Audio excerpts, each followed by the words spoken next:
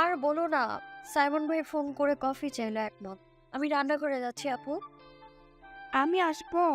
অচেনা জায়গায় তুই একা একা ভয় পাবি না তো আবার? তোমার এখন কষ্ট করে উঠতে হবে না, তুমি ঘুমাও আপু। আমার একদমই ভয় করছে না। পায়েল আর কিচ্ছুটি বলল না, আর এক মুহূর্ত সময় ব্যয় না করে রাত্রিপ্রিয়া চলে গেল রান্নাঘরে। পায়েল সেদিকে উদাস দৃষ্টিতে তাকিয়ে রইল। তৎক্ষণাৎ তার অবাধ্য মনে একটুখানি ইচ্ছে জাগলো। তার খুব করে বলতে ইচ্ছা করলো, সাইমন ভাইয়ের কফিটা আমি নিয়ে যাই। রাত্রি, তুই যাস নে, তুই ঘুমিয়ে পড়। নিজের মনের ভাবনায় নিজেই খানিকটা লজ্জা পেল পায়েল। ছি, কি কথা! রাত্রি শুনলে কি ভাববে? ভাগ্যিস মনের কথার মানুষ শুনতে পায় না, নয়তো এখনই লজ্জায় পড়ে যেত পায়েল। পর মুহূর্তে নিজের মনকে কঠিনভাবে শাসিয়ে চোখ বন্ধ করলো মেয়েটা। চোখের পাতায় ভেসে উঠল সাইমন ভাইয়ের হাসি মুখা মুখটা। আনমনে হাসল পায়েল। নিশি রজনীতে সেই হাসি দৃষ্টিগোচর হলো না কারো। মাথায় আধ হাত ঘোমটা টেনে ধোয়া ওটা কফির মগ হাতে নিয়ে গুটি গুটি পায়ে ছাদের দিকে এগিয়ে গেল রাত্রিপ্রিয়া। সিঁড়ির ধাপ পেরিয়ে ছাদের দরজার কাছাকাছি যেতেই নাকে ভেসে আসলো পরিচিত করা পারফিউমের সেই ঘ্রাণ। এই পারফিউমের ঘ্রাণ তার খুব পরিচিত। মুহূর্তেই ব্যাপারটা খটকা লাগলো তার। সাইমনময় তার সাথে চিট করছিল তো আবার? ব্যাপারটা ক্লিয়ার হতে পা টিপে টিপে ছাদের দরজার দিকে উকি দিল রাত্রি। ছাদে হালকা রঙিন আলোয় সব কিছু স্পষ্ট। বড়সড় ছাদটা সম্পূর্ণ ফাঁকা, কোথাও কেউ নেই। তবু মেয়েটার ষষ্ঠ ইন্দ্রিয় জানান দিচ্ছে এখানে তার নেতা সাহেব রয়েছে। বাঁকা হাসলো রাত্রিপ্রিয়া। লুকিয়ে লুকিয়ে তাকে ধরতে চাই লোকটা। ধরা তো আজ দিবেই না রাত্রি, তাই শুধু ওখান থেকে সরে গেল। উল্টো দিকে ঘুরে নিচে যাওয়ার জন্য পা চালালো। সিঁড়ির কয়েক ধাপ পেরিয়ে যেতেই নিজের হাতের টান অনুভব করলো রাত্রিপ্রিয়া। শক্ত এক পুরুষালী হাত তাকে ছুঁয়ে দিল অবলীলায়। থেমে গেল মেয়েটার বাড়ন্ত পা জোড়া। এই ছোঁয়া তার ভীষণ পরিচিত, তাই একটু শব্দটি করল না মেয়েটা। তন্মধ্যে পুরুষটি তার কাছাকাছি চলে আসলো। এক হাতে কায়দা করে কফির মগটা শক্ত করে ধরল, অন্য হাতে মেয়েটার কোমর জড়িয়ে নিজের আরো কাছে নিয়ে আসলো। অতঃপর ফিসফিস করে পুরুষটি শুধালো, এইবার পালাবে কোথায় তুমি সুন্দরী? সায়ান চৌধুরীর হাত থেকে পালানো কি এতটাই সহজ? তুমি মেয়ে যতবার পালানোর চেষ্টা করবে আমি ঠিক ততবার তোমায় আমার কাছাকাছি নিয়ে আসবো। আমার হাত থেকে ইহজনমে তোমার নিস্তার নাই মেয়ে। অযথা পালানোর ওই বৃথা চেষ্টা করো না। তার থেকে বরং তুমি আমার সঙ্গ দাও, দুজন মিলে আজকের রাতটা এনজয় করি। রাত্রিপ্রিয়া ফুঁসে উঠল।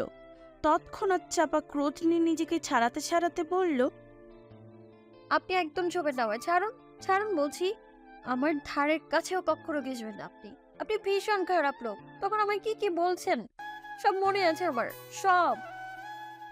সায়ন চৌধুরী হাতের বাঁধন আরো শক্ত করলো। মাথা ঝুঁকে মুখ টুপালো রাত্রিপ্রিয়ার ঘাড়ে। মেয়েটার আধ হাত ঘোমটাটা সরে গেল। উদাম হয়ে আসলো পিঠ। প্রেয়সীর খোলা পিঠে একবার ঠোঁট ছুঁয়ে আধুরে কণ্ঠে সায়ন চৌধুরী শুধালো, তোমাকে কখনো ছাড়বো বলেই হাত ধরেনি মনোহরণী। কবুল পরে একবার এই হাত ধরেছি যখন, মরার আগ অবধি ছাড়ছি না। আজীবন ভালোবাসার চাদরে মুড়িয়ে রাখবো তোমায়, বক্ষ পিঞ্জিরায়। বুঝলে মনোহরণী, তোমার সঙ্গে এখন আমার অনেক বোঝাপড়া বাকি। তোমার হাতে হাত রেখে পায়ের সাথে পা মিলিয়ে গোটা দুনিয়াটা দেখা বাকি। তোমার সাথে বৃদ্ধ হওয়া বাকি। এত এত অপূর্ণতা বুকে পুষে তোমায় কি করে ছাড়ি বলো তো? এই এই, আপনি একদম আমার সঙ্গে রং করবেন না। ছাড়ুন আপনি আমায়, নয়তো চেঁচাবো, আমি লোক জড়ো করবো। সায়ন চৌধুরী মৃদু হাসল। রাগিনী প্রিয়তমাকে নিজের দিকে জোর করে ঘুরিয়ে চোখে মুখে ঠোঁটে পরপর চুমু খেল। তারপর বাঁকা হেসে শুধালো, এই যে আমি তোমাকে চুমু খেলাম, এবার তুমি চেঁচিয়ে লোক জড়ো করে বলে দাও মন্ত্রী সায়ান চৌধুরী আমাকে নিশিরাতে একা পেয়ে চুমু খেয়েছে। একেবারে হট চুমু। এই বউ, তুমি চাইলে আমি তোমায় মাইক ভাড়া করে দেব, এতে তোমার বলতে সুবিধা হবে।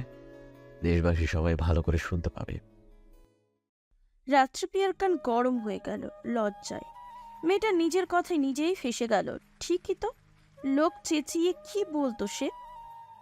সায়ন চৌধুরী তাকে চুমু খেয়েছে, চড়িয়ে ধরছে এগুলো। ছিছি, কি লজ্জা, কি লজ্জাজনক কথা। তীব্র লজ্জায় নুয়ে পড়ল মেয়েটা। মেয়েটাকে আরো একটু লজ্জা দিতে নেতা সাহেব ভাবুক ভঙ্গিতে পুনরায় বলল, আচ্ছা যান, এক কাজ করো, তুমি ক্যানভাস করে পাড়ায় পাড়ায় রটিয়ে দাও, গোটা দুনিয়াটাকে জানিয়ে দাও এই সায়ান চৌধুরী একজন চরিত্রহীন পুরুষ। মেয়েরা এর থেকে সবাই সাবধান, এতে আমারই বিশেষ সুবিধা হবে। পরনারীর কুদৃষ্টি থেকে নিজের জাহান মাত ইজ্জত হেফাজতে রইল। রাত্রিপ্রিয়া নিজের কানে হাত দিয়ে চেপে বলল, আপনি একটু চুপ করুন প্লিজ, চুপ করুন আপনি। আচ্ছা চুপ করব, একবার শক্ত করে খানিকক্ষণ জড়িয়ে ধরো আমায়। সারাদিন খুব জ্বালিয়েছ, এবার আমায় শান্ত করো প্লিজ।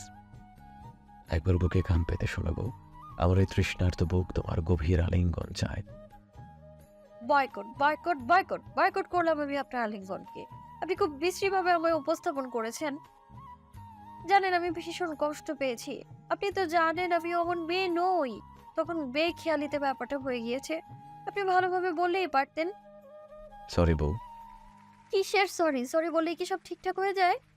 আপনি যে বিনা কারণে আমায় এতগুলো বাজে কথা শোনালেন, এই কথা আমি ইহজন্মেও ভুলবো না। এই দাগটা আমার মনের কোথাও না কোথাও রয়ে যাবে। আরে আপনার হক নষ্ট হবে বলে আমি পরপুরুষের দিকে ভালো করে তাকাই না পর্যন্ত, সেখানে শরীর দেখানো তো বিলাসিতা মাত্র।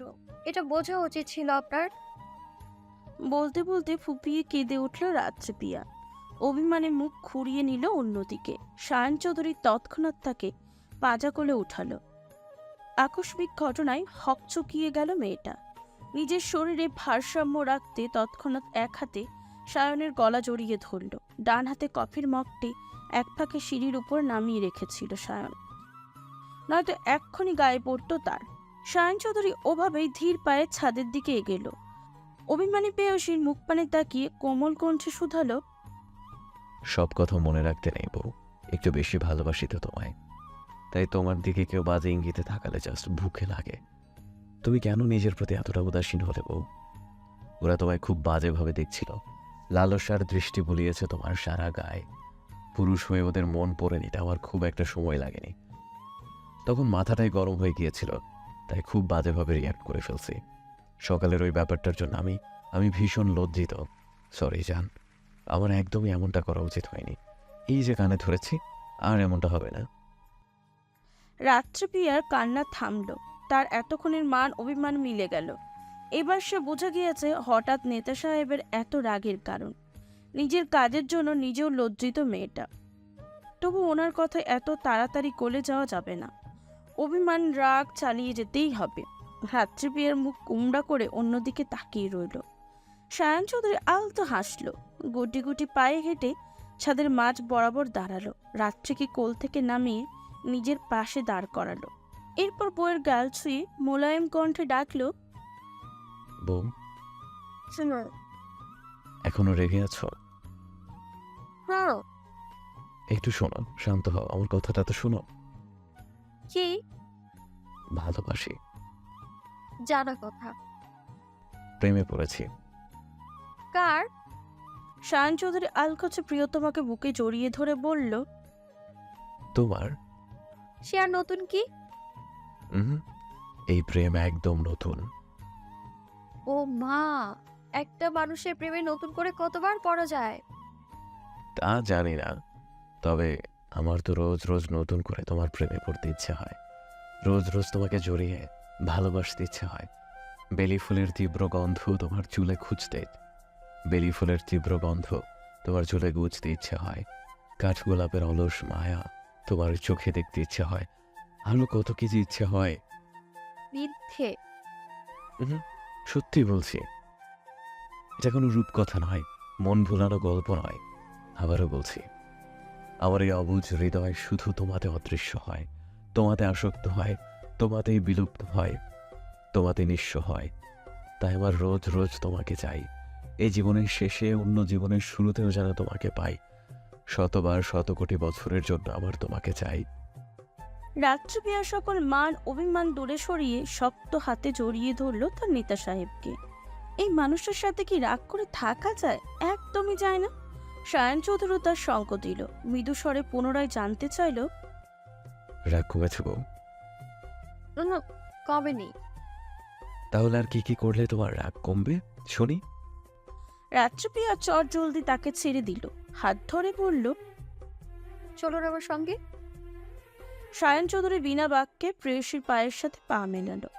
রাত্রিপ্রিয়া তাকে নিয়ে গেল ছাদের অন্য প্রান্তে। এখানে সুন্দর একটা সুইমিং পুল রয়েছে। রাত্রিপ্রিয়া হাসি মুখে দ্রুত সুইমিং পুলের উপর উঠে পানিতে পা ডুবিয়ে আয়েশ করে বসলো। তারপর রিতা সাহেবকে গম্ভীর কণ্ঠে বলল, আমার পাশে এসে বসুন।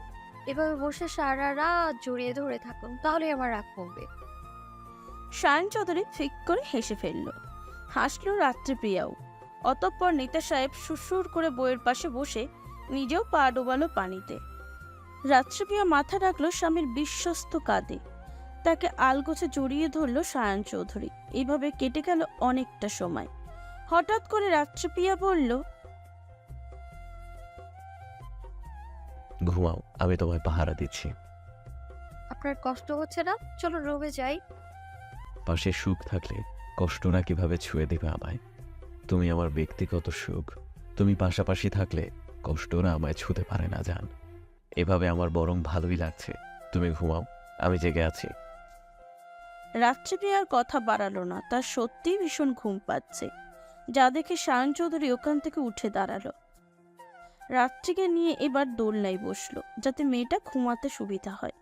দোলনাটা বেশ বড় সড়ো। সায়ন চৌধুরী বসলো এক পাশে, অন্য পাশে তার কোলে মাথা রেখে গুটিসুটি মেরে শুয়ে পড়ল রাত্রিপ্রিয়া। আদরে হাতে তার মাথায় হাত বুলিয়ে দিল সায়ন চৌধুরী।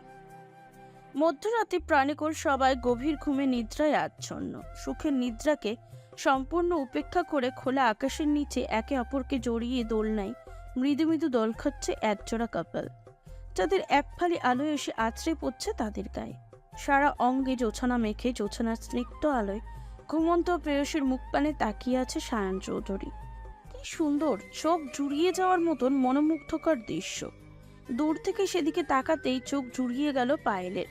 নিজের অজান্তেই অস্পষ্ট সুরে মেয়েটা বলে উঠল, মাশাআল্লাহ, তাদের দুজনকে দারুণ মানিয়েছে। রাত্রির খোঁজে মেয়েটা এসেছিল এখানে। হঠাৎ ঘুম ভেঙে গেল তার। রাত্রিপ্রিয়াকে এখনো রুমে না পেয়ে খানিকটা ভয়ই পেয়েছিল পায়েল। যদিও ভয় পাওয়ার মতন কোনো কারণ নেই। এই বাড়িতেও চারপাশে পুলিশ ও সিকিউরিটি গার্ড পাহারারত অবস্থায় রয়েছে। তাছাড়া ঢালস্বরূপ সায়ন চৌধুরী থাকতে তার প্রেয়সীকে নিয়ে হয়তো ভয় পাওয়া অশোভনীয় বটে। তবু মেয়েটা কোথায়? এখন রুমেই তো থাকার কথা তার। বিপদ আপদ তার বলে কয়ে আসে না। মেয়েটার কোনো অসুবিধা হলো না তো? সেই সাজরাতে সাইমন ভাইয়ের জন্য কফি করতে গেল রাত্রি। এখনো ফিরল না কেন? মেয়েটা কোথায়? একবার নিশ্চিন্ত হতে তাকে খোঁজ করলো পায়েল। চুপি চুপি উঠে কয়েকটি রুম ঘেটেও যখন মিলল না কাঙ্ক্ষিত মেয়েটার দর্শন, ঠিক তখনই ছাদে চলে আসলো পায়েল। ছাদের দরজাটা খোলাই রয়েছে। চিলেকোঠার দরজার কাছাকাছি আসতেই দোলনায় চোখ যায় তার। ভাই ও ভাবিকে একসাথে দেখে স্বস্তি পেল মেয়েটা। এই মানুষ দুটোকে যত দেখে তত মুগ্ধ হয় পায়েল। চমৎকার তাদের স্বামী স্ত্রীর মধ্যকার সম্পর্ক। একে অপরের প্রতি সীমাহীন ভালোবাসা, সম্মান, মায়া, যত্নের কমতি নেই। এদের স্নিগ্ধ ভালোবাসা দেখতেও ভালো লাগে। পায়েল মিনিট খানিক সময় নীরবে দাঁড়িয়ে রইল। কথা বলে এদের সুন্দর মুহূর্তটাকে নষ্ট করতে মায়া হলো তার। পর মুহূর্তে কোনো সারাশব্দ না করে চুপি চুপি সেখান থেকে চলে যেতে উদ্যত হলো পায়েল। এরই মধ্যে সায়ন চৌধুরী মৃদু আওয়াজে শুধালো, কে কে ওখানে? পায়েল দাঁড়িয়ে গেল। এত সাবধানতা অবলম্বন করেও সায়ন চৌধুরীর শ্রবণ শক্তিকে উপেক্ষা করা গেল না। সে ঠিকই ধরে ফেলল কেউ এখানে রয়েছে, তাদেরকে দেখছে।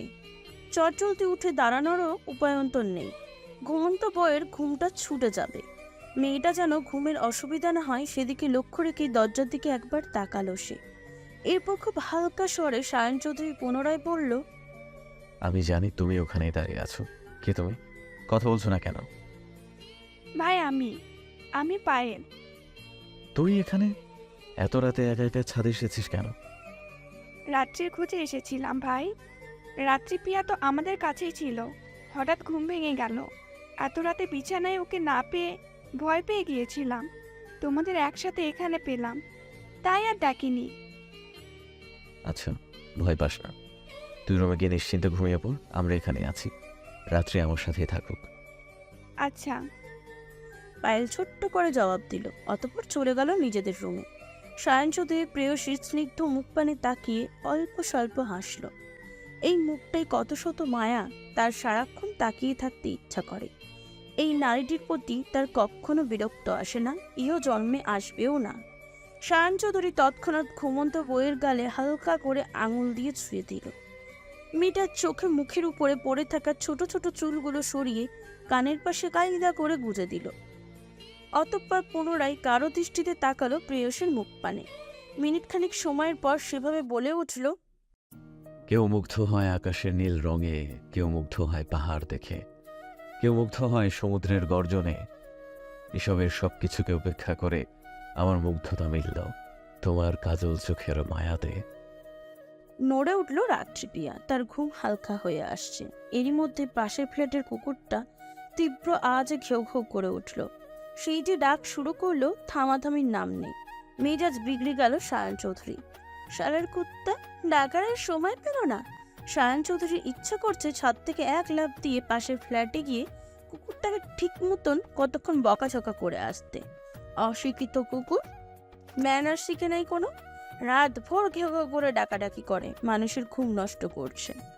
সায়ন চৌধুরীর ভাবনা চিন্তার মাঝেই ঘুমু ঘুমু চোখে উঠে বসলো রাত্রিপ্রিয়া। তার দিকে তাকিয়ে আলতো হাসলো সায়ন চৌধুরী। জানতে চাইলো, ঘুম হলো বউ? হ্যাঁ, আপনি এতক্ষণ জেগেই ছিলেন নেতা সাহেব? যা শুনে রাত্রিপ্রিয়ার মন খারাপ হলো। নিজেকে বড় স্বার্থপর মনে হলো।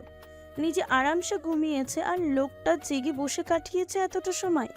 তৎক্ষণাৎ রাত্রির মুখ গোমড়া করে বলল, আপনি এতক্ষণ বসেছিলেন, আমায় ডাকলেন না কেন? তুমি ঘুমিয়েছিলে? তাতে কি হয়েছে? আপনি ডাকলেই পারতেন, রুমে যেতাম আমরা। শুধু শুধু আপনাকে এতক্ষণ কষ্ট করে বসে থাকতে হতো না। কষ্ট হয়নি তো, বরং সুখেই ছিলাম। আচ্ছা চলুন এবার রুমে যাই আমরা। বলতে বলতে দোলনা থেকে তড়িৎ গতিতে উঠে দাঁড়ালো রাত্রিপ্রিয়া। সায়ন চৌধুরী আর কথা বাড়ালো না। দুজন একসাথে নিচে নামলো। সাজ পরে আজ ঘুম ছুটে যায় নয়নের। অজানা কারণেই বড় মন খারাপ হলো তার। বুকের ভিতরটা ফাঁকা ফাঁকা শূন্য। সব থেকেও কোথাও যেন কেউ নেই। কি অদ্ভুত অসুখ, নিদারুণ এক সূক্ষ্ম যন্ত্রণা। এই যন্ত্রণা থেকে নিস্তার পেতে বিছানা ছাড়ল নয়ন। বাসার সবাই এখনো ঘুমোচ্ছে, তাই সাবধানতা অবলম্বন করে তৎক্ষণাৎ ছাদে চলে এলো ছেলেটা। বেচারা ছাদে এসে বারংবার পায়চারি করছে, ঘন ঘন তাকাচ্ছে পাশের ছাদে, যেন সে কারো আসার অপেক্ষা করছে। মনটাও বড় আশপাশ করছে। কয়েকদিন ধরে পাশের ছাদে থেকে কাঙ্ক্ষিত মেয়েটাকে দেখছে না সে। এই মুহূর্তে তাকে ভীষণ দেখতে ইচ্ছা করছে। তার এই অদ্ভুত অসুখের কারণ কি তবে ওই মেয়েটা? তার মন বলছে এক পলক মেয়েটাকে দেখলেই শান্ত হয়ে যাবে নয়নের যন্ত্রণা। কবে ফিরবে মেয়েটা? পর মুহূর্তে নয়ন পাশের ছাদের দিকে তাকিয়ে গাঢ় কণ্ঠে শুধালো,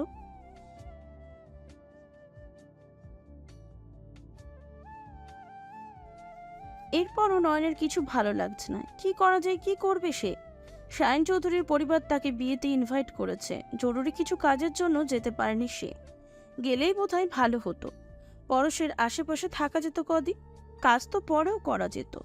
এটা ভেবে আবার মন খারাপ হলো ছেলেটার।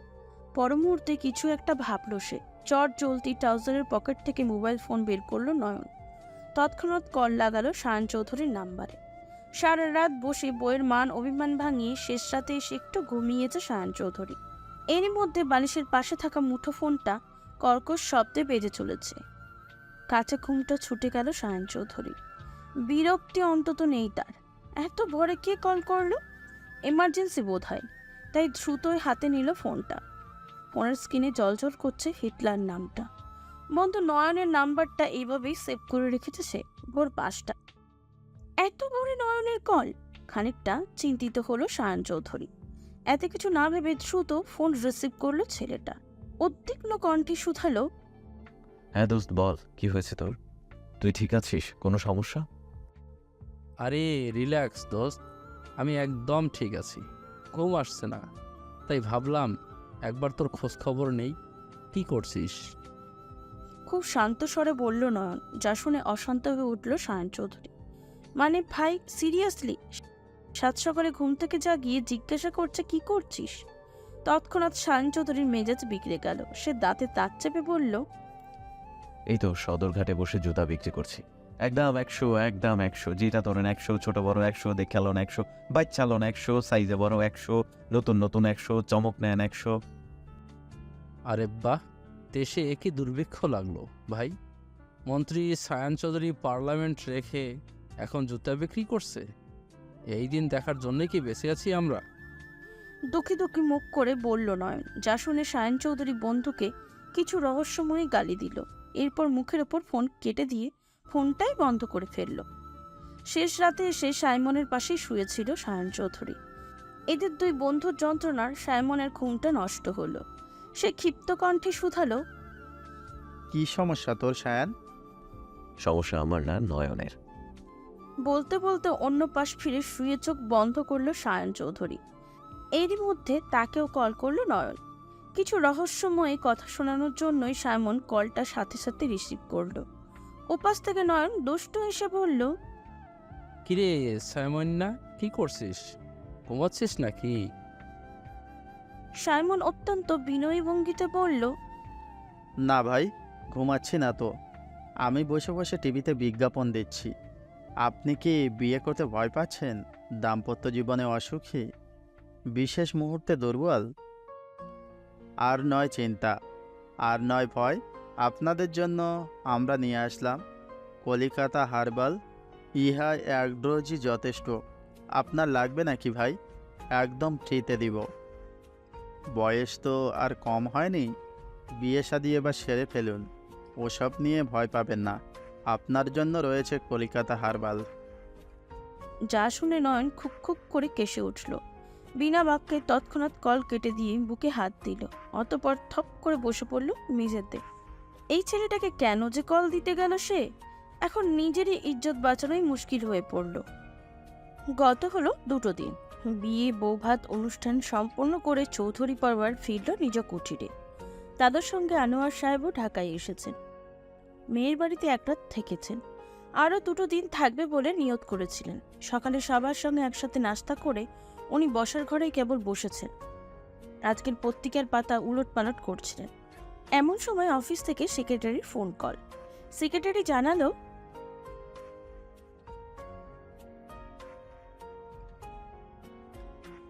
আসছি বলেই কল কাটলো। উনি কল পেয়ে যাওয়ার জন্য তৈরি লোকটা। কাজ পাগল লোকটা কিনা নিজের দায়িত্ব কখনো অবহেলা করে না। কেবলই সায়ন চৌধুরী ও রাত্রিপ্রিয়া একসঙ্গে দোতলা থেকে নেমেছে। সায়ন চৌধুরী ফর্মাল ড্রেস আপে এখনই নিজের অফিসে যাবে। অনেক কাজ জমা হয়েছে হাতে, তাকে এগিয়ে দিতে এসেছে রাত্রিপ্রিয়া। এর মধ্যে বসার ঘরে বাবাকে অফিসিয়াল ড্রেস আপে দেখা গেল। রাত্রিপ্রিয়া বাবার নিকটে গেল। পিছনে পিছনে সায়ন চৌধুরী। রাত্রির বাবাকে জিজ্ঞাসা করলো, বাবা, কোথাও যাবে তুমি? অফিসে যেতে হবে আম্মা, জরুরি মিটিং। যা শুনে রাত্রিপ্রিয়ার মন খারাপ হলো। সে মুখ ফুলিয়ে বলল, আজই চলে যাবে বাবা? আজ না গেলে হয় না? আরেকটা দিন থাকো না। খুব আর্জেন্ট, আবার আসবো আম্মা। যাবেই তাহলে? আচ্ছা বাবা, তুমি আরেকটু বসো, আমার কি আবার কবে না কবে দেখা হয় আমাদের।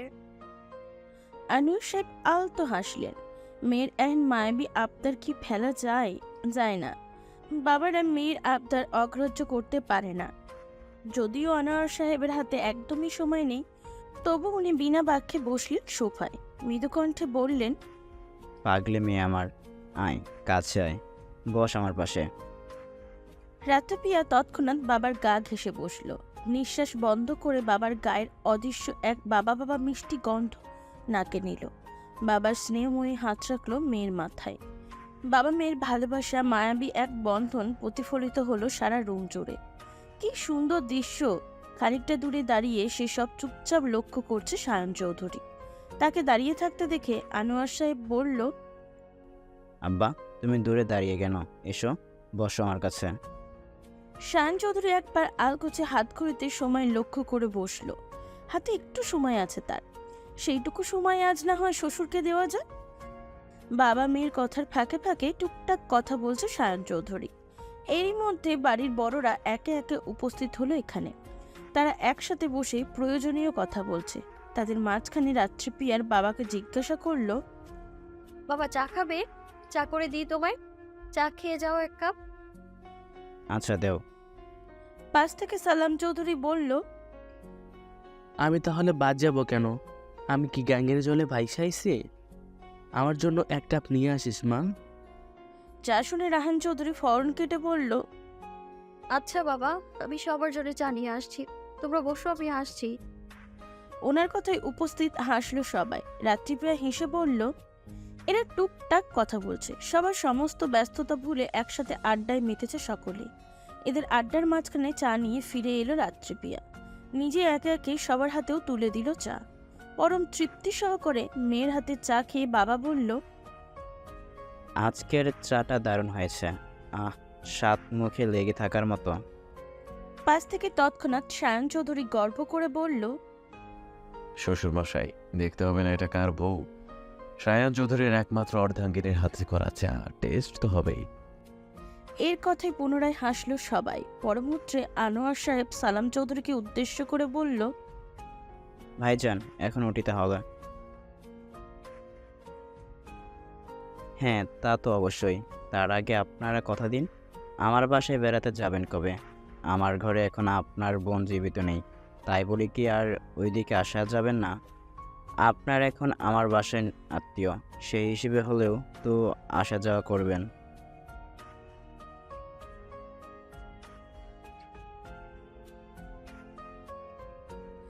বলল তানিয়া চৌধুরী। আনোয়ার সাহেব এদের কথায় সম্মতি দিয়ে বলল, তাহলে এই কথাই রইল। পর মুহূর্তে উনি সায়ন চৌধুরীকে বলল, এই যে আব্বাজান, আমার মেয়েটাকে নিয়ে মাঝে মধ্যে আমার বাড়ি থেকে ঘুরে এসো। তোমাদের অনেকজন থাকলেও তোমরা ছাড়া আমার কেউ নেই।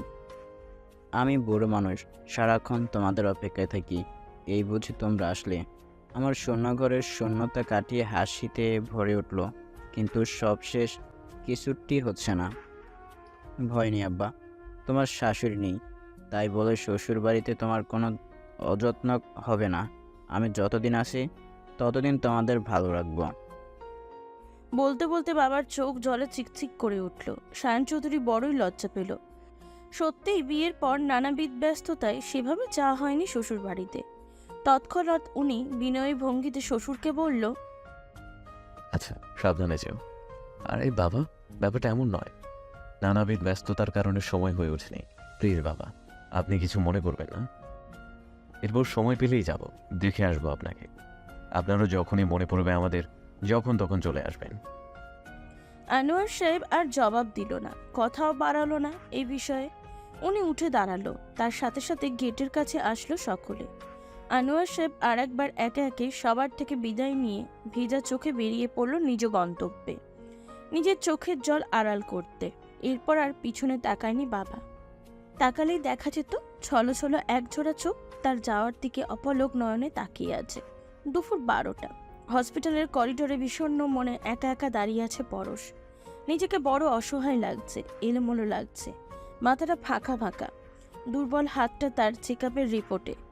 এতদিন যে ভয়টা পেয়েছিল সেটাই হলো। তার প্রেগন্যান্সির রেজাল্ট পজিটিভ এসেছে।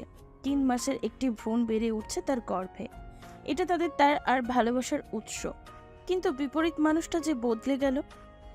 সমাজের কাছে সে অসহায়, অবিবাহিত এক কন্যা। অবিবাহিতা মেয়ের বাচ্চা বড়ই লজ্জাজনক ব্যাপার। কি করবে এখন পরশ? কি করে বাঁচাবে এই বাচ্চাটাকে? আদেও কি বাঁচবে এই প্রাণটা, নাকি তার জায়গা হবে কোনো এক ডাস্টবিনে? না, আর ভাবা গেল না। মাথা চিনচিন করছে, বড্ড যন্ত্রণা হচ্ছে মাথায়। পর মুহূর্তে মাথায় হাত চেপে ধপাস করে মেঝেতে বসে পড়ল পরশ। তার গাল বেয়ে গড়ি পড়ছে অজস্র নোনা জল। মনের সাথে নীরব নিস্তব্ধতা এক যুদ্ধেই পরাজয় হয়ে হঠাৎ করেই চিৎকার দিয়ে উঠল মেয়েটা। পরাজয় এক সৈনিকের ন্যায় বলল, ইয়া রব, ভালোবাসা এত তিক্ততা কেন, এত বিষাক্ত কেন? শুরুটা যেমন মধুর হয়, শেষটা কেন সেভাবে থাকে না? এভাবে সেভাবে কেন ভালোবাসা হেরে যায় প্রেমিকের কাছে? ভালোবাসার কাছে পরাজিত হওয়া একটা মেয়ের আত্মচিৎকারে কেঁপে উঠল যেন পুরো হসপিটাল। হসপিটালের করিডোরে আসা যাওয়া মানুষজন আর চোখে তাকিয়ে দেখছে বিপর্যস্ত এক কিশোরীকে। কেউ দাঁড়িয়ে আগ্রহ নিয়ে দেখছে, কেউ বা দেখেও চলে গেল নিজেদের কাছে। এটা হসপিটাল, এখানে দাঁড়িয়ে রোজ রোজ মানুষ কাঁদে হাসে। জ্ঞানীরা এই কান্না সেইভাবে কেউ গুরুত্ব দিল না। দিক বিদিক শূন্য হাঁটু মুড়ে কাঁদছে পরশ। সেই হৃদয় নিগড়ানো কান্নার আওয়াজ পেয়ে কিছুক্ষণ পর ছুটে এলো দুজন নার্স। মন্ত্রী সায়ন চৌধুরীর পরিবারের সদস্য হিসাবে কম বেশি বিভিন্ন জেলার মানুষ তাদেরকে চেনে থাকে। ইয়াং দুজন নার্স পরশকে দেখে একে অপরের মুখ চাওয়াচাই করলো। একজন আরেকজনকে জিজ্ঞাসা করলো। ওরা দুজন দ্রুত পায়ে এগিয়ে আসলো কাছাকাছি। রামিসা নামক মেয়েটা আগ্রহ নিয়ে পরশকে জিজ্ঞাসা করলো, আপনার কোনো সমস্যা? আমরা কিভাবে আপনার হেল্প করতে পারি বলুন ম্যাম। হকচকিয়ে যায় পরশ। এতক্ষণে যেন তার খেয়ালই ছিল না এটা হসপিটাল। এখানে অনেক লোক, তারা তাকে দেখছে। পরিচিত কেউ দেখতে পেলে বিরাট সমস্যা হবে। যদিও তাদের শহর ছেড়ে দূরে একটা হসপিটালে আছে পরশ। সকালে ক্লাসের নাম করে এখানে এসেছে মেয়েটা। আরো কয়েকবার আসতে চেয়েও আসতে পারেনি। একটা না একটা অসুবিধা হতোই। আজ কলেজে ফাঁকি দিয়ে এসেছে, দূর শহর, তবুও ভয় হয়। কত মানুষ চেনে তাদের, এসবকেও ঘুণক্ষরেও জানতে পারলে বিরাট কেলেঙ্কারি ঘটে যাবে। ফ্যামিলি জানবে, সমাজ জানবে, তাদের যতটুকু মান সম্মান রয়েছে সবকিছু শেষ হয়ে যাবে। ভুল যখন সে করেছে মাসুল তো দিতেই হবে। তবে সে মাসুল নীরবে চুপি চুপি দেওয়াই শ্রেয়। নিজের সাথে যুক্ত পরামর্শ করে তৎক্ষণাৎ চোখ মুছে ফেলল পরশ। নিজেকে সামলে উঠে দাঁড়ালো সে। মলিন মুখে সামান্য হেসে বলল, কিছু হয়নি আমার। নার্স দুজন তবু জানার আগ্রহ দেখালো। নামি দামি সায়ন চৌধুরীর বোন বললেই হতো। সাধারণ কেউ হলে এইসব বিষয়ে পাত্তা দিত না তারা। পর মুহূর্তে মিমি নামের মেয়েটা কোমল কণ্ঠে বলল, তাহলে আপনি এভাবে কাঁদছেন কেন ম্যাম? আপনাকে দেখে কেমন অস্বাভাবিক লাগছে। পরশ একটা অজুহাত দাঁড় করালো। মিছিমিছি বলল, আমার বান্ধবী খুব অসুস্থ, ওর খুব বিপদ, খুব ক্লোজ ফ্রেন্ড তো, আমার খুব কান্না পাচ্ছে, আমি এখন যাই। নিজের কথা শেষ হতেই ওদের পাশ কাটিয়ে হসপিটাল ছাড়ল পরশ। নার্স দুজনকে প্রত্যুত্তর করার সুযোগ অবধি দিল না। আকাশে আজ ঝলমলে রোদ। এই রোদের প্রখরতা বেশ, গা পুড়ে যাচ্ছে। মধ্য দুপুর সেই রোদকে উপেক্ষা করে এলোমেলো পায়ে হাঁটছে পরশ। দুনিয়ায় কোনো কিছু তার বোধগম্য হচ্ছে না আজ। বাবার ঘরের আদরের মেয়ে সে, সচরাচর এসি গাড়ি ছাড়া চলাফেরা করে না। আজ সঙ্গে করে গাড়ি আনেনি মেয়েটা। কাউকে কিচ্ছুটি না বলেই গোপনে এসেছে এখানে। অচেনা শহর, অচেনা রাস্তা, পরশ দুপুরে কড়া রোদে নির্দ্বিধায় হাঁটছে। চোখে জল টলমলে, হাতে মুঠোফোন। এক নাগারে কল করে যাচ্ছে মুশফিককে।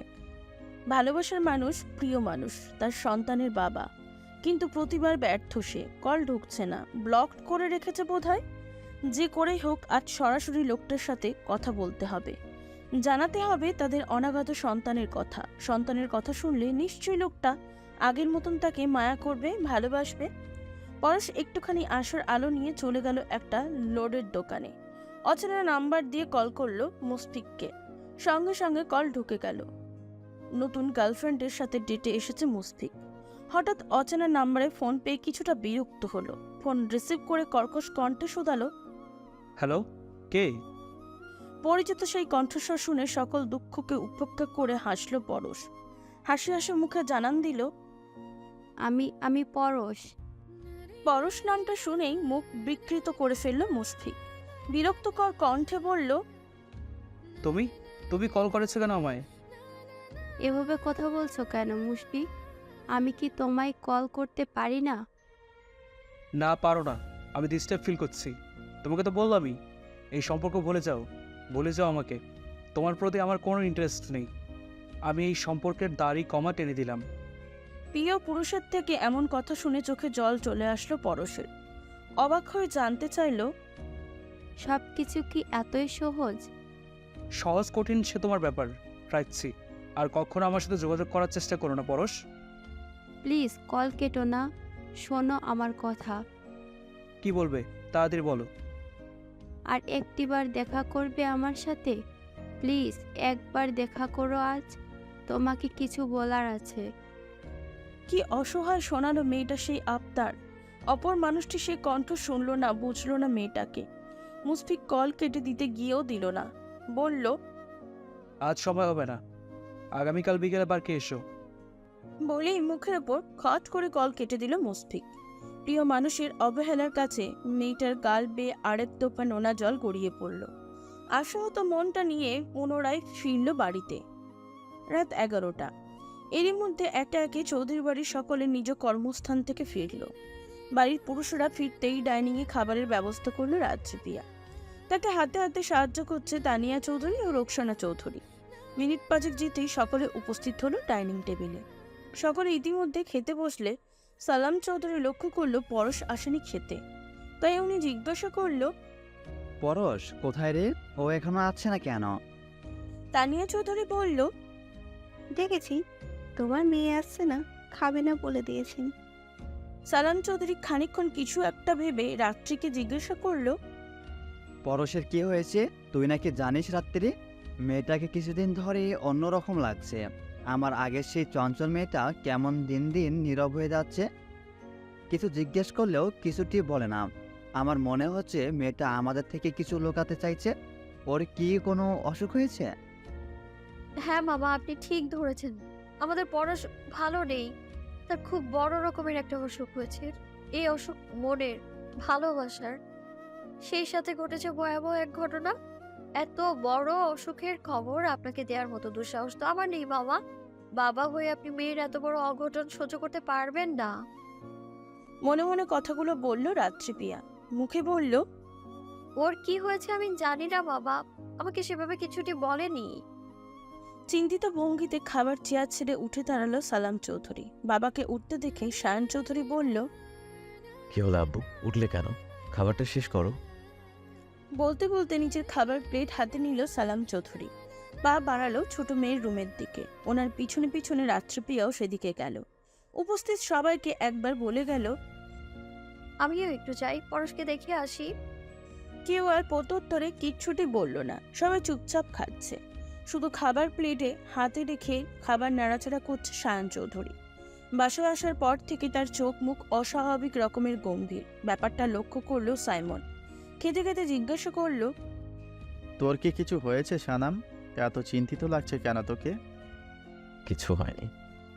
ছোট করে জবাব দিয়ে তৎক্ষণাৎ খাবার ছেড়ে উঠে দাঁড়ালো সায়ন চৌধুরী। সাইমন আবারও বলল, উঠলি কেন? কিছুই তো খেলি না। খেতে ইচ্ছে করছে না। বলে চটজলদি নিজের রুমে চলে গেল ছেলেটা। ছেলে কিছু খেলো না দেখে মা হা উঠা শুরু করলো। সেও বার কয়েক ডাক দিয়ে বলল, খাবারটা শেষ করে যা বাবা, কত বড় রাত, না খেলে শরীর খারাপ করবে। সায়ন চৌধুরী সেসব সম্পূর্ণ উপেক্ষা করে রুমের দরজা বন্ধ করে দিল।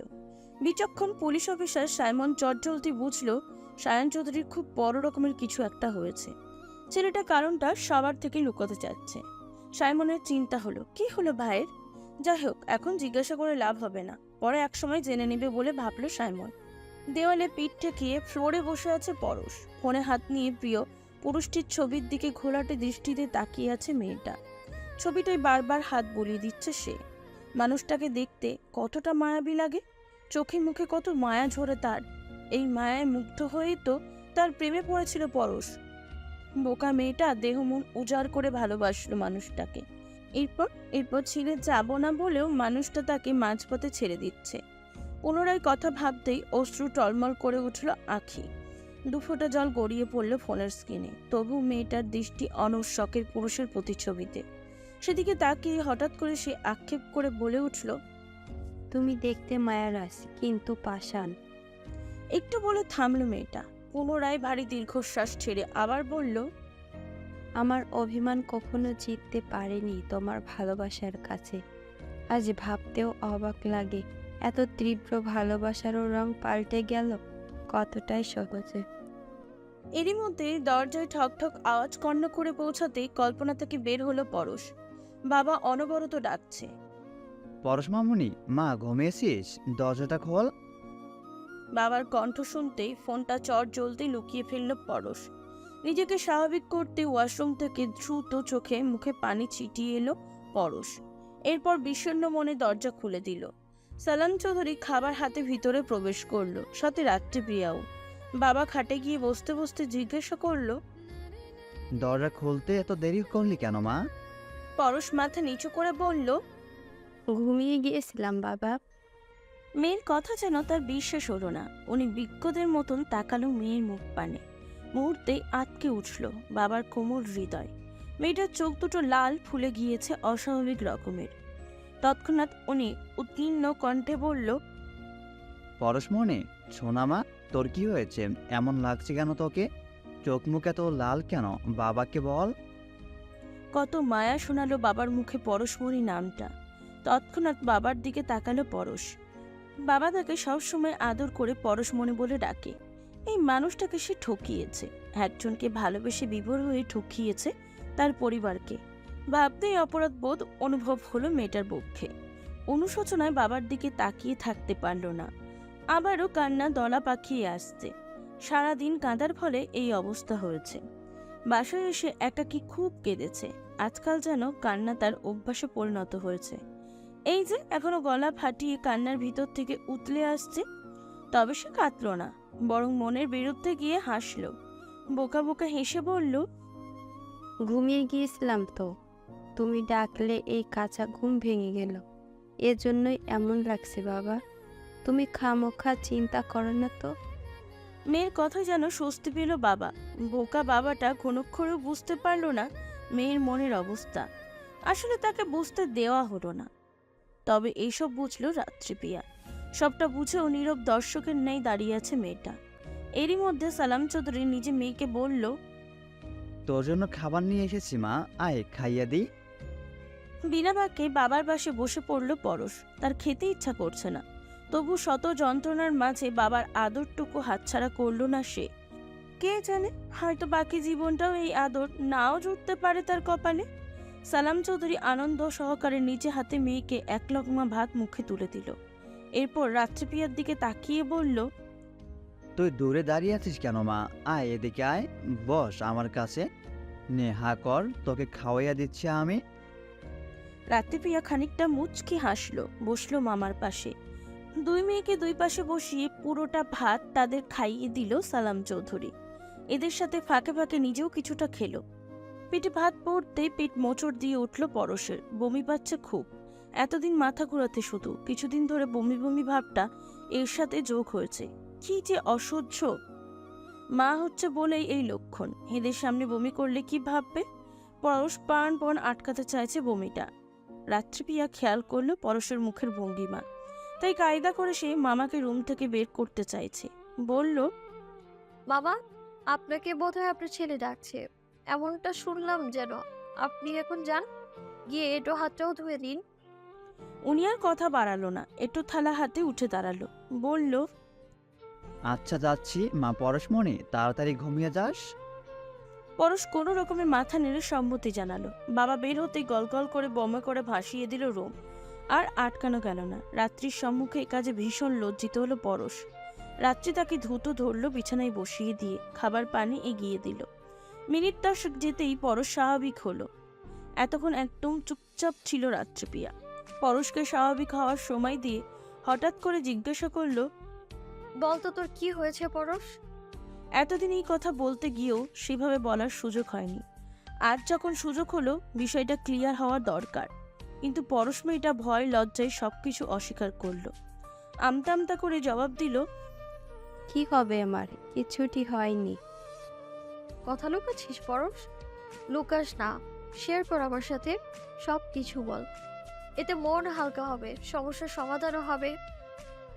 আশ্চর্য, তুই এমন করছিস কেন রাত্রি? বললাম প্রশ্ন করলো না, কথা বাড়ালো না। জলদি পরশের পাশ থেকে বসা থেকে উঠে দাঁড়ালো সে।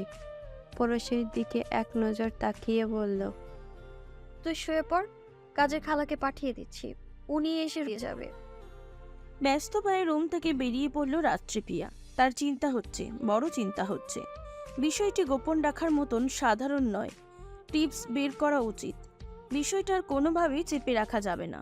কঠিন এক সত্য মামনিকে বলা উচিত। রাত্রিপিয়া সব দিক বিবেচনা করে তৎক্ষণাৎ চলে গেল তানিয়া চৌধুরীর কাছে। উনি ও রোকসানা চৌধুরী দুই জান মিলে টিভিতে সিরিয়াল দেখছিল। রাত্রিপিয়া কাছে গিয়ে তাকে নিচু কণ্ঠে বলল, মামনি, হ্যাঁ, কিছু বলবে তুমি? আমার সাথে একটু আসবেন, দরকারি একটা কথা বলতে চাচ্ছি। এক্ষুনি? সিরিয়ালটা শেষ হোক। খুব আর্জেন্ট। অগত্যা তানিয়া চৌধুরী উঠল, যাকে বলে গেল, এই ছোট, এরপরে কি কাহিনী হয় আমার বলিস, আমি একটু আসি। আচ্ছা আপা যাও, তবে তাড়াতাড়ি এসো। তানিয়া চৌধুরীকে নিয়ে নির্জন ছাদে আসলো রাত্রিপিয়া। যা দেখে তানিয়া চৌধুরী অধৈর্য হয়ে জিজ্ঞাসা করলো, কি ব্যাপার রাতে আমাকে এখানে নিয়ে আসলে কেন?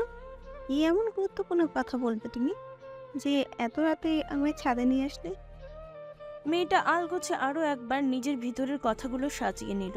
এরপর কোনো ভনিতা ছাড়াই বলল, আমি কিছু বলতে চাই মামুনি। আচ্ছা বাবা, এবার বলো।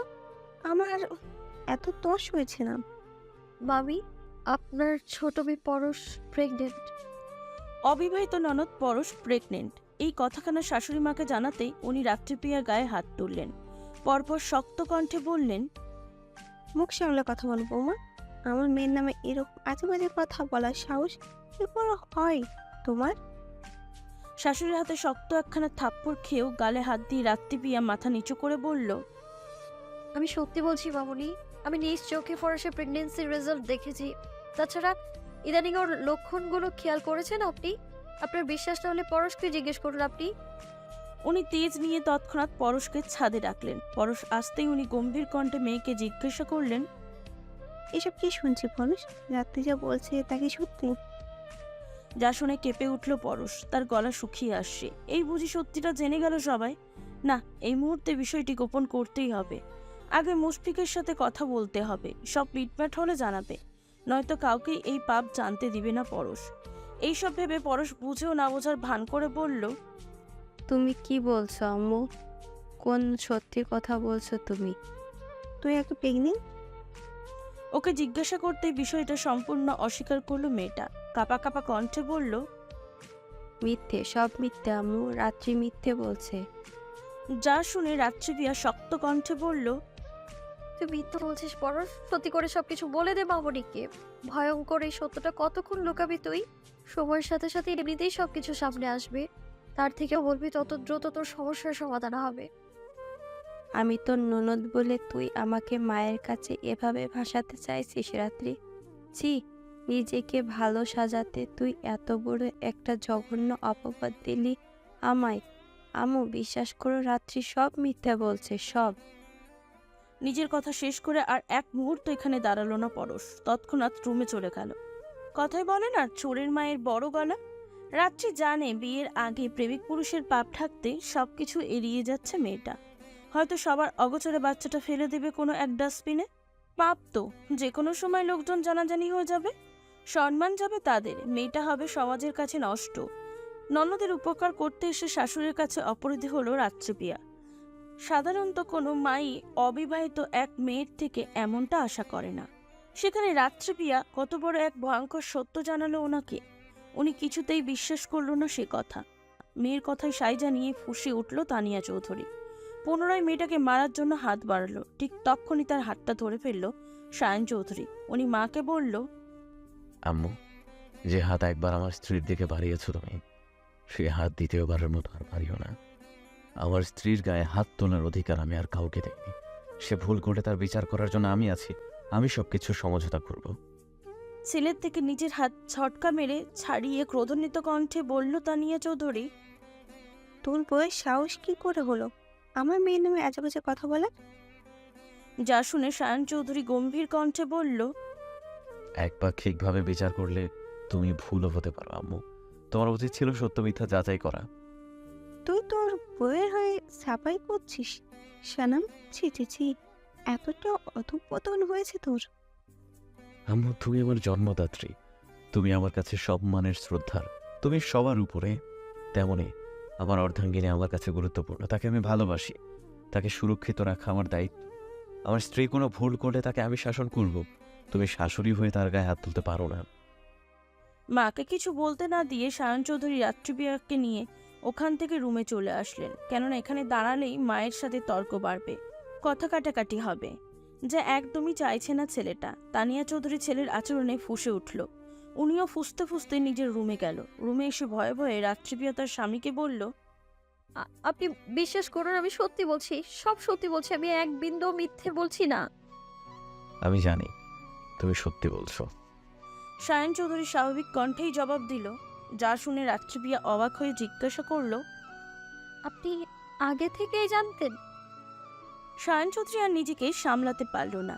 যে হসপিটাল থেকে টেস্ট করিয়েছে পরশ, সেখান থেকেই দুদিন আগে খবর পেয়েছে সায়ন চৌধুরী। বোনের এত বড় এক সত্য শুনে ছেলেটা ছিল বাক্যহারা। তবু দুটো দিন অদ্ভুত এক যন্ত্রণা পুষে স্বাভাবিক থাকার চেষ্টা করেছে ছেলেটা। একটা ঘোরের মধ্যেই ছিল সায়ন চৌধুরী। তার বিশ্বাসই হচ্ছে না তার আদরের ছোট বোনটা এত বড় একটা ভুল করেছে। এই মুহূর্তে আর নিজেকে সামলানোর শক্তি হলো না তার। মুহূর্তেই ভেঙে পড়ল শক্তপোক্ত পুরুষটা। করুণ কণ্ঠে কেবল বলল, প্লিজ বউ, আমাকে প্রশ্ন করো না। আমি এতটুকু জানি তুমি সত্যি বলছো। আমি বড় ক্লান্ত বউ, এত বড় এক সত্যি আমি নিতে পারছি না। আমায় একটু মানসিক শান্তি দিবে? বুকে বড্ড অশান্তি লাগছে আমার, একটু স্বস্তি দিবে আমায়? 5টা মিনিট জড়িয়ে ধরবে আমায়। বড় ভাই হয়ে বোনের এত অধঃপতন নিতে পারছে না লোকটা। বড় অসহায় লাগছে তাকে। বুঝতে পেরে রাত্রে পিয়া আর ছেলেটাকে কিচ্ছুটি প্রশ্ন করলো না। আলগোছে আঁকলে নিল বুকে। সায়ন চৌধুরী একদম নীরব হয়ে গেল। চুপটি করে নিজেকে সামলানোর চেষ্টা চালালো। মিনিট 10 যেতেই সায়ন চৌধুরী হঠাৎ করে বলে উঠল, সরি বউ, আজকে আমার আম্মুর ব্যাপারটার জন্য আমি আন্তরিকভাবে দুঃখিত। তুমি প্লিজ কিছু মনে করো না। যতই হোক, পরশ তার মেয়ে, মা হয়ে মেয়ের নামে হঠাৎ করে এমন কথা বললে রাগটাই স্বাভাবিক। উনি তো আর সত্যটা জানেনি। আমি ওনার আঘাতে যতটা না কষ্ট পেয়েছি, আপনার সঠিক ব্যবহার ঠিক ততটাই মুগ্ধ হয়েছি আমি। সব পুরুষ মায়ের করা ভুলের সঠিক জবাব দিতে পারে না, বউয়ের হয়ে তো একদমই না। আপনি সেই দুঃসাহসিকতাও দেখালেন। এমন পুরুষের মায়ের উপর রাগ করা যায় না। যার তখনকার ঘটনাটা মন থেকে মুছে ফেললাম আমি। সায়ন চৌধুরী আর জবাব দিল না। মাথা চেপে শুয়ে পড়ল বিছানায়। রাত্রি পিয়া তৎক্ষণাৎ স্বামীর মাথাটা নিজের কোলে উপরে রেখে হাত বুলিয়ে দিল, ভরসা দিল। নেতা সাহেব, চিন্তা করবেন না, শান্ত হন আপনি। আমি আছি তো। যা হওয়ার ছিল হয়েছে। রিল্যাক্স, এখন আমরা পেয়ে যাব। আপনি চিন্তা করবেন না। আপনি শক্তপোক্ত পুরুষ। আপনাকে এভাবে ভেঙে পড়তে দেখলে আমার না ভালো লাগবে না। এত দুর্বল তো আমার নেতা সাহেব নয়। সায়ন চৌধুরী ভরসা পেল। নিজেকে শান্ত করতে তৎক্ষণাৎ এক হাতে জড়িয়ে ধরল তার মনোহরিণীকে। হঠাৎ করে তার চোখ দুটো ছলছল করে উঠল। বোনের জন্য তার বড় মায়া হলো। তার পিচ্চি বোনটার কি হবে এবার? না, আর কিছু ভাবতে পারল না সায়ন চৌধুরী। আপাতত এসব ভাবলেও না সে। যত ভাববে তত যন্ত্রণা হবে। এই মুহূর্তে তার একটু মানসিক শান্তি দরকার। পুরুষটা নিজেকে যন্ত্রণা থেকে আড়াল করতে শক্ত হাতে জড়িয়ে ধরল প্রিয়তমা অর্ধাঙ্গানীকে। মুখ লুকালো তার চুলের ভাঁজে। রাষ্ট্রপ্রিয় তার নেতা সাহেবকে পরম মমতায় আঁকলে নিল। মিনিট 10 চুপচাপ এভাবেই কাটলো তাদের। এবার কিছুটা শান্ত হলো সায়ন চৌধুরী। যা দেখে রাষ্ট্রপ্রিয়া মৃদু হেসে জিজ্ঞাসা করল, নেতা সাহেব, ভালো লাগছে আপনার? কষ্ট কমেছে?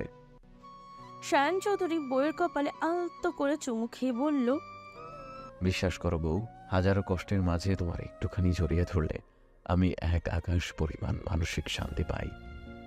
রাত্রিপ্রিয়া সকল চিন্তা দূরে রেখে হাসলো, বলল, শোনো হে পৃথিবী, আমার এই পুরুষটাকে ভালো রাখার দায়িত্ব নিলাম আমি। এমন পুরুষ সব মেয়ের ভাগ্যে থাকে না। যে মেয়ে পায় সে ভাগ্যবতী। পৃথিবীর বুকে যদি সেরা একজন পায় তাহলে সেটা আমিই হব। সায়ন চৌধুরী শত ডিপ্রেশন কাটিয়ে হাসলো, প্রাণ খোলা হাসি। তার সঙ্গে তাল মিলিয়ে হাসলো রাত্রিপ্রিয়া। আজকে এই ঘটনা আধারের সাথে মিলে গেল। ওরা 4 জন ছাড়া চৌধুরী বাড়ির কেউ ভয়ঙ্কর ঘটনার মুখোমুখি হলো না। আজ 7 সকালে ঘুম থেকে উঠেছে রায়হান চৌধুরী। বাড়ির সকলে এখনো যে যার রুমে ঘুমোচ্ছে। উনি চুপচাপ ছেলের রুমে গিয়ে খোঁজ করছে ছেলেকে। গুরুত্বপূর্ণ কিছু কথা বলার ছিল তাকে, কিন্তু ছেলেটা এখনো ঘুমোচ্ছে। আজ জগিংয়েও যায়নি। বাড়ির ছেলেমেয়েরা আজকাল কেউ কোনো নিয়ম নীতি কিছুই মানছে না। সকাল 6টা, এখনো সবগুলো ঘুমোচ্ছে। এতে খানিকটা বিরক্ত হলো রায়হান চৌধুরী। পরক্ষণে উনি ঘুমন্ত ছেলেকে বার কয়েক ডাকলো। এই সাইমন, সাইমন।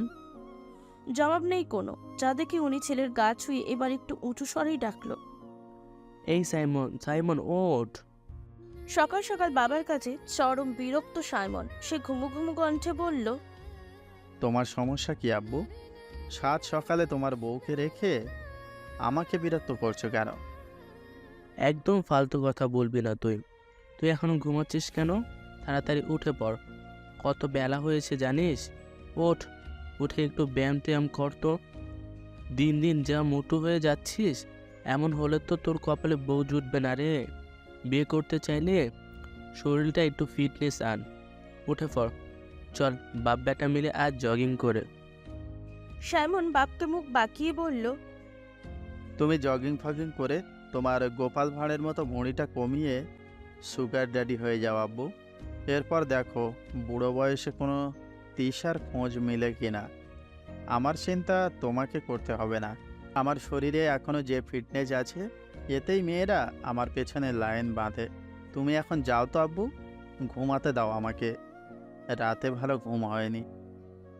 ছেলের কথায় ফোঁস করে উঠল রায়ান চৌধুরী। তৎক্ষণাৎ চোখ গরম করে বলল, হারামজাদা, তোর আজাইরা কথা আমি জুতা দিয়ে ছোটাচ্ছি। নিজের বাপকে কেউ এসব বলে? বেয়াদব ছেলে, এখনই ওঠ। উঠবো না। তুই উঠবি, সাথে তোর বাপও উঠবে। জাস্ট 5 মিনিটের মধ্যে ফ্রেশ হয়ে আয়, দরকারি কথা আছে। সকাল সকাল এদের বাপ ছেলের হুমকি ধুমকি শুনে ছুটে আসলো রোকসানা চৌধুরী। উনি রুমে ঢুকতে ঢুকতে বলল, কি ব্যাপার, কি হয়েছে এখানে সকাল সকাল দুই বাপ বেটা কি? তাকে থামিয়ে দিয়ে রায়হান চৌধুরী হঠাৎ করে গম্ভীর কণ্ঠে বলল, কার কি হয়েছে এসব না ভেবে তুমি তোমার চিন্তা করো রোকসু।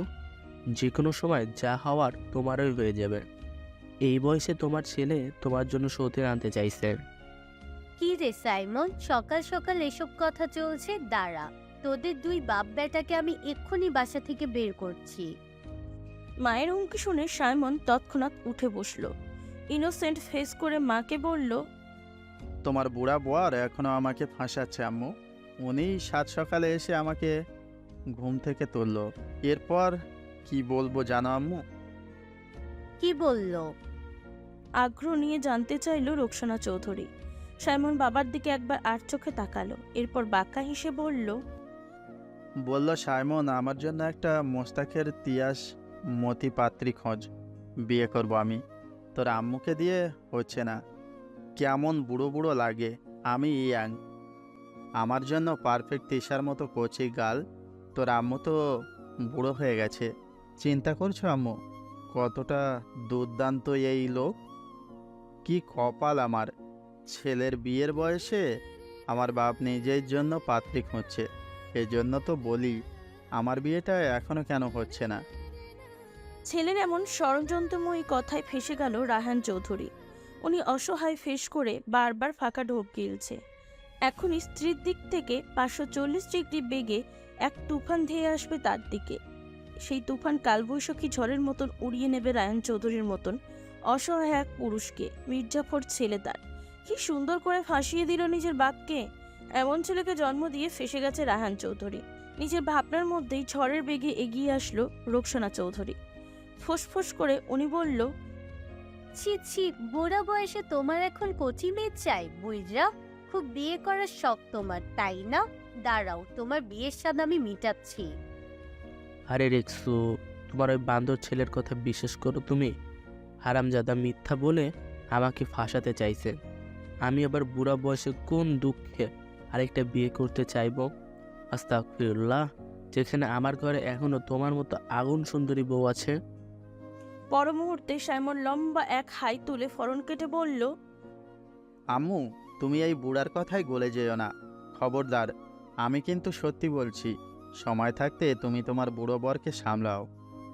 এক কাজ করো, রুমে নিয়ে বুড়াকে কিছু বেলনা থেরাপি দিয়ে মাথা থেকে বিয়ের ভূত ছাড়িয়ে দাও। বলে আটঘাট করে কাঁথামুড়ি দিয়ে শুয়ে চোখ বন্ধ করলো সাইমন। বিরাট এক কেলেঙ্কারি বাঁধিয়ে পুনরায় আবারও ঘুমের প্রস্তুতি নিচ্ছে ছেলেটা। এদের মা ছেলের মাঝখানে আসামির ন্যায় কাচুমুচু মুখে দাঁড়িয়ে আছে রায়হান চৌধুরী।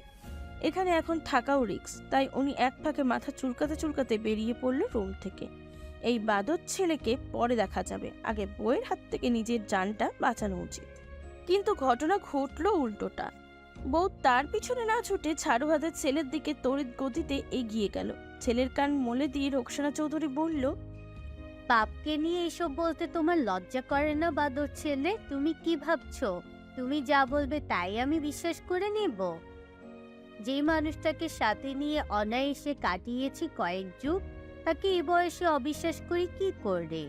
তুমি যে তোমার বাপকে ফাঁসাতে চাইছো তা কি আমি বুঝিনি ভাবছো? তোমার আব্বুকে আমি ভরসা করি, বিশ্বাস করি, ঠিক খোলা আকাশের মতো। সাইমন মায়ের হাত থেকে নিজের কান ছাড়িয়ে নিয়ে উঠে বসলো। আলগোছে পিছন থেকে মাকে আলতো করে জড়িয়ে ধরে বলল, আমি জাস্ট মজা করছি আম্মু, তুমি রাখছো কেন? আমার আব্বু সেরা, তার মতো সেরা আব্বু পৃথিবীতে আমি আর দুটো দেখিনি। সাইমন মায়ের কথায় সায় জানালো। রোকসানা চৌধুরী আর কিচ্ছুটি না বলে মুচকি এসে চলে গেলেন কিচেনে। স্বামী সন্তান নিয়ে বেশ সুখী পরিবার তার। এই মানুষগুলো তার মানসিক প্রশান্তি দেয়। এদের কাছাকাছি থাকলে দুনিয়ার কোনো দুঃখ ডিপ্রেশন তাকে ছুঁতে পারে না। প্রতিদিনের ন্যায় সকাল 10টার মধ্যে চৌধুরী পরিবারের সকলে উপস্থিত হলো ডাইনিং টেবিলে। পরশর এসেছে, তাকে আজ খুব স্বাভাবিক লাগছে, যেন কোথাও কিচ্ছুটি হয়নি। স্বাভাবিক লাগছে সায়ন চৌধুরী ও রাত্রি পেয়াকেও। গতকাল কত বড় এক ঘটনার পরও সবকিছু আজ স্বাভাবিক। যদিও পরিস্থিতি স্বাভাবিক নয়, তবে তারা স্বাভাবিক থাকতে চাইছে, কিন্তু কিছুতেই স্বাভাবিক হতে পারছে না তানিয়া চৌধুরী। তার মুখভঙ্গিমা বেশ গম্ভীর, ছেলের উপর তার বড্ড চাপা রাগ ধরছে। উনি কথা বলছে না রাত্রিপ্রিয়ার সঙ্গেও। রাত্রিপ্রিয়াও আগ বাড়িয়ে কথা বলতে চায়নি। সকালে উঠে যতটুকু কাজ করার নিজ ইচ্ছাতে করেছে। হাতের কাজ শেষ করে চুপচাপ নিজের রুমে চলে গিয়েছে। এরপর একেবারে সায়ন চৌধুরীকে সঙ্গে নিয়ে এখানে এসেছে। ডাইনিং টেবিলে এসে সায়ন চৌধুরী প্রতিদিনের ন্যায় মাকে বলল, আম্মু, আমার খাবার রেডি করো। তানিয়া চৌধুরী মুখে কিছুটি না বলে গম্ভীর মুখে ছেলের খাবার এগিয়ে দিল।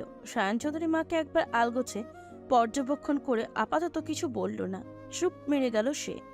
অভ্যাস মতো মায়ের দেয়া খাবার খাওয়া শুরু করলো। আর যাই হোক, মায়ের হাতে তৈরি খাবার তার লাগবেই। বাকিরাও যে যার মতন খাবার খাচ্ছে।